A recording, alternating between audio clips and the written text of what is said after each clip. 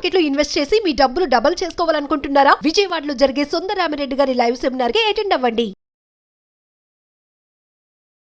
నమస్తే సుందరరామిరెడ్డి గారు. నమస్తే అండి. వెరీ ఇంట్రెస్టింగ్ అండి.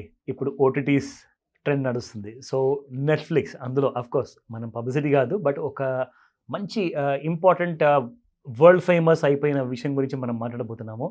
సో ఇందులో ముఖ్యంగా ఈ మనం నేర్చుకోవాల్సింది ఇందులో ఏంటంటే స్క్విడ్ గేమ్ అనేది ఒక సిరీస్ అనేది ఉందండి. సో ఆ సిరీస్లో ఎంటర్టైన్మెంట్ ఒక వైపు ఉంటే, లైక్ ఒక వైపు నుంచి ఇంకొక most glorious formation of murders చూపించడం కానీ వాడిని చంపుకోవడాలు అది కాకుండా అవన్నీ పక్కన పెడితే అసలు చూసేవాడు ఏం నేర్చుకోవాలి ఈ సిరీస్ నుంచి అంటే ఇందులో ముఖ్యంగా నాకేమనిపించిందంటే ఒక మంచి ఫైనాన్షియల్ లెసన్స్ ఏదన్నా మనం నేర్చుకోవచ్చా? ఎందుకంటే అక్కడ చూసి ఎవరెవరైతే వాళ్ళ కష్టాలని వాళ్ళ అడ్వాంటేజ్గా తీసుకున్నారు కదా, అలాంటి కష్టాలు అందరికీ ఉంటాయి. సో ఆ కష్టం గురించి ఆ సిరీస్ చేశారు, కానీ నిజ జీవితంలో నిజంగానే డబ్బులు అందరికీ కావాలి మరి. సో దీని గురించి ఎలాంటి కైండ్ ఆఫ్ ఫైనాన్షియల్ లెసన్స్ ఏమైనా నేర్చుకునే స్కోప్ ఉందంటారా? డెఫినెట్గా అండి. ఇది యాక్చువల్గా 2021లో ఓటీటీని ఒక ఊపిన సీరియల్ అండి ఇది, స్క్విడ్ గేమ్స్. పార్ట్ 2 కూడా వచ్చేసింది వరల్డ్ వైడ్గా. 94 కంట్రీస్లో అవుట్ ఆఫ్ 94లో 93లో నెంబర్ 1 స్లాట్లో నడుస్తుంది ఇది. స్క్విడ్ గేమ్ చాలా పాపులర్. ఓకే ఇందులో ఏంటంటే ఈ డైరెక్టర్ కూడా ఈ స్టోరీ పట్టుకొని ఆల్మోస్ట్ కొరియాలో ఉన్న అన్ని స్టూడియోల చుట్టూ తిరిగాడండి. ఇది థీము దీని మీదుగా.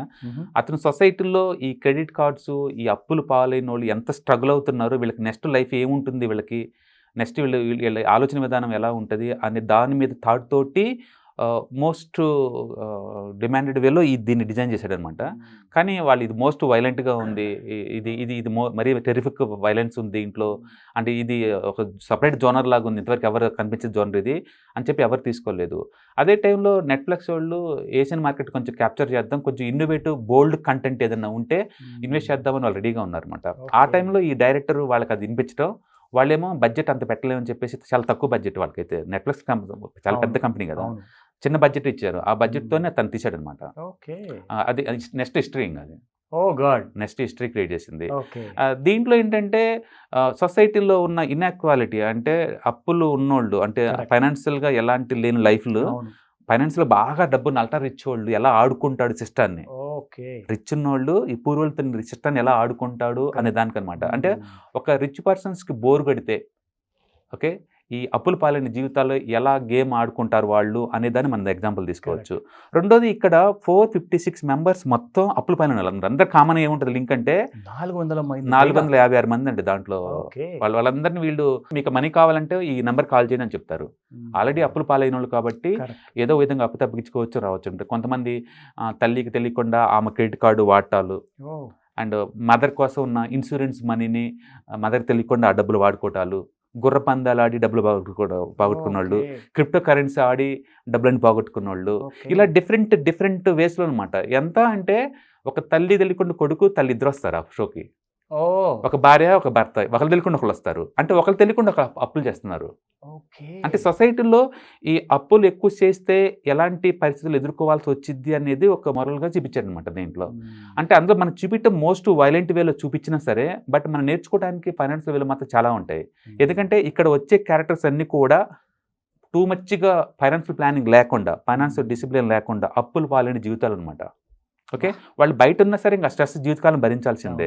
అందుకని ఇది ఆ జీవితాలను వీళ్ళు గుర్ర పందెంలో గుర్రంలాగా ఊహించే ఈ రిచ్ వాళ్ళు వాళ్ళ మీద పెట్టకాస్తూ ఉంటారనమాట వాళ్ళు. సో వీళ్ళు ఏం చేస్తారంటే ఈ 456 మెంబర్స్ని మొత్తాన్ని తీసుకొస్తారు ఆడికి. ఆడిచ్చేటప్పుడు వాళ్ళు చైల్డ్ గేమ్స్ ఉంటాయి అనమాట. ఇక్కడ ఇంట్రెస్టింగ్ ఏంటంటే వరల్డ్ వైడ్గా మనం చూసుకున్నాం అనుకోండి, ఒకటి వార్ లేదా వైలెంట్ జనాలు ఇష్టపడతారు, గేమ్స్ ఇష్టపడతారు. ఇక్కడ 2 కాంబినేషన్ పెట్టాడు డైరెక్టర్.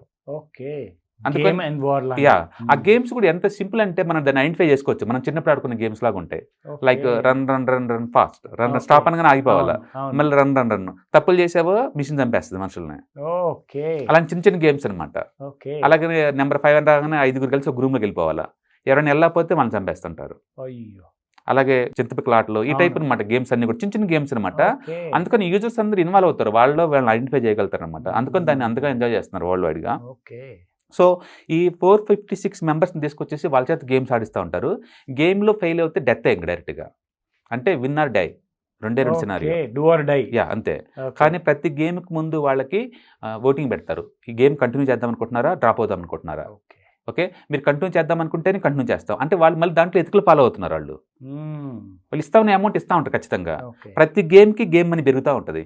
కానీ వీళ్ళకి అర్థం కాని విషయం ఏంటంటే డెత్ని గేమ్లో పెట్టుకుంటున్నారు. మన ట్రేడింగ్లో కూడా స్టాప్ లాస్ లేకుండా ట్రేడ్ చేయడం ఎంత డేంజరో 100%. వీళ్ళు కూడా టూ మచ్ రిస్క్ చేస్తున్నారు డబ్బు కోసం. ఎందుకంటే ఆల్రెడీ బయట చాలా అప్పులు ఉన్నాయి, ఈ డబ్బు చాలదు, ఇంకో రౌండ్. బట్ ప్రతి రౌండ్కి కొంతమంది చచ్చిపోతారన్న విషయం వాడు మర్చిపోతున్నాడు. కరెక్ట్. Too much risk. అంటే గ్యాంబ్లింగ్ అనేది ఫుల్ టైం బిజినెస్ కాదని క్లియర్గా చూపిస్తాడు. లాస్ట్కి 456 మెంబర్స్లో ఒక్కడే బతుకుతాడు, మిగతా మొత్తం చనిపోతుంటారు.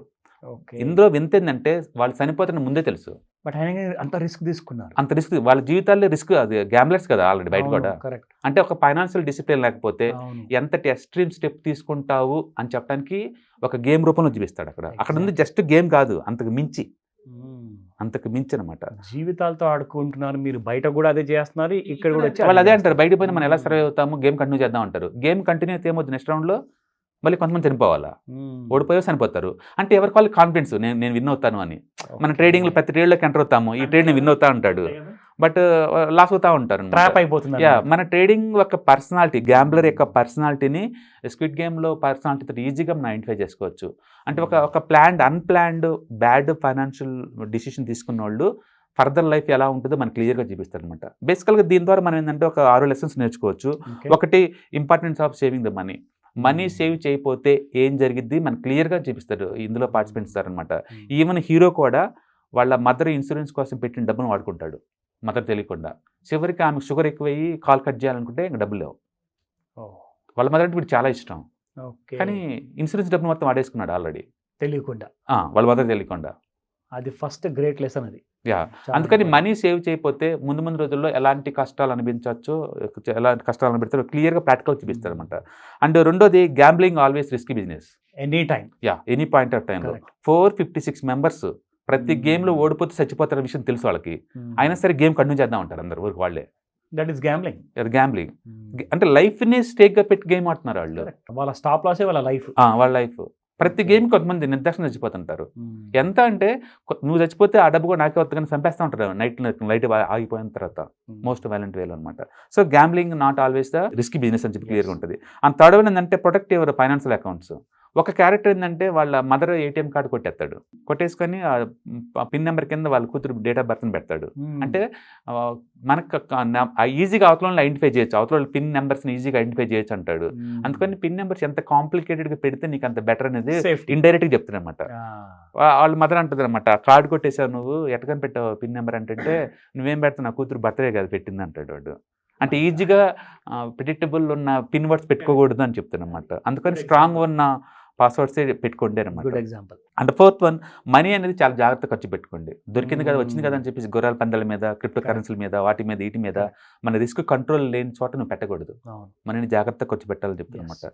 And fifth one, never under estimate the importance of insurance.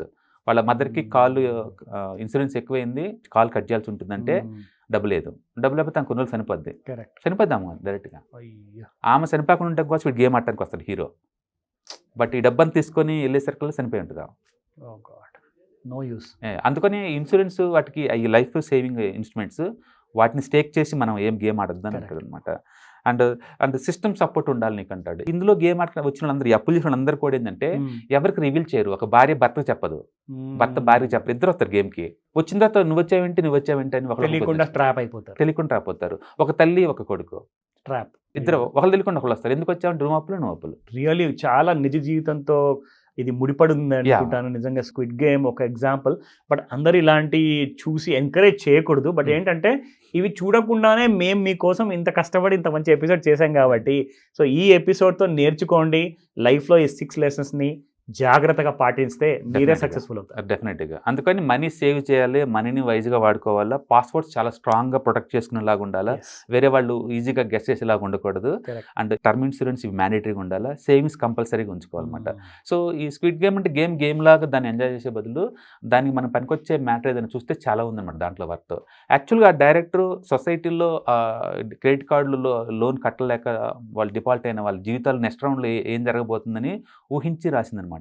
It's the non English కేటగిరీలో వరల్డ్లో ఫస్ట్ టైం ఎమ్మీ అవార్డ్స్కి నామినేట్ చేయబడ్డ సిరీస్ అనమాట ఇది. అంటే 21లో రిలీజ్ చేశారు సిరీస్ 1, ఇప్పుడు సిరీస్ 2 ఇప్పుడు రిలీజ్ చేశారు మొన్న. అండ్ ఇది కూడా చాలా హాట్ అయిందనమాట. అంటే content itself is very bold and very violent way అనమాట. డబ్బుతో ముడిపడింది కాబట్టి. ఇప్పుడు వచ్చే మెజారిటీ సినిమాలకి అన్నిటికి ఇన్స్పిరేషన్ కూడా ఈ గేమ్సే. ఒక హీరో పోయి 100 మందిని కత్తిపెట్టి చంపేసుకుంటూ పాటు ఇంతకుముందు గన్స్ అయి ఉండేవి, అవును. అలా అనమాట ఇది. Interesting sir, thank you very much. Yeah hi. మొట్టమొదటిసారిగా మన విజయవాడలో క్లాస్ రూమ్ ట్రైనింగ్ అండి, 1 డే క్లాస్ రూమ్ ఎన్విరాన్మెంట్లో ఆఫ్లైన్ వెబినార్ జరగబోతుంది. అండ్ ఇంట్రెస్ట్ ఉన్న పార్టిసిపెంట్స్ ఈ కింద స్కూల్ అవుతున్న నెంబర్కి రింగ్ చేసుకొని సీట్ బుక్ చేసుకోండి. దీంట్లో ETFs, index funds and mutual funds మీద completely and hand holding experience మీకు ప్రొవైడ్ చేయబడుతుంది. దీని ద్వారా ఏంటంటే మనం ఎసెట్స్ని స్టాక్ మార్కెట్లో ఎలా మేనేజ్ చేసుకోవాలి, ఎలా గ్రో చేసుకోవాలి, ఎలా ప్రొడక్ట్ చేసుకోవాలో అంటే ప్రాక్టికల్గా నేర్చుకుంటారు. అండ్ మీ ఇప్పటి వరకు మనం ఆన్లైన్లోనే మీరు అటెండ్ అవుతున్నారు. ఇక నుంచి మీరు మన విజయవాడ సిటీలోనే అండ్ లైవ్లో క్లాస్ రూమ్ ఎన్విరాన్మెంట్లో నేర్చుకునే ఛాన్స్ దొరుకుతుంది. కాబట్టి ఇంట్రెస్ట్ ఉన్న పార్టిసిపెంట్స్ కింద స్క్రోల్ అవుతున్న నెంబర్కి పింగ్ చేసి సీటు రిజర్వ్ చేసుకోండి. Thank you.